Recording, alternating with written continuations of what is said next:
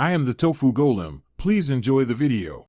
You start by making sure your Android is up to date and that NFC is enabled. This is essential because Wallet uses contactless radio. Once done, open the Google Wallet app and sign in with your Google account if prompted. Make sure your device has a secure lock screen, PIN, or biometrics, because Wallet requires it to protect payment credentials. Next, tap the plus icon to begin adding a card so we can move directly into enrollment and verification. Now add your payment card by tapping the plus and selecting payment card. Use the camera for faster entry or type details manually if needed.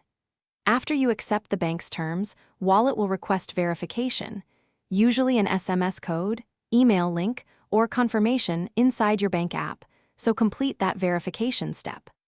Once verified, set the card as default if you want it used automatically. Make sure Tap to Pay or contactless payments are enabled in settings, so transactions to pay, unlock your phone, hold the top half near the terminal and wait for the confirmation vibration or sound. The transaction completes without opening an app most times. Manage cards, transit passes, and loyalty in Wallet. Tap a card to view details or remove it when necessary. If a payment fails, clear the Wallet app cache, reboot the phone, and retry. If problems persist, contact your card issuer for verification steps. That single troubleshooting tip usually resolves.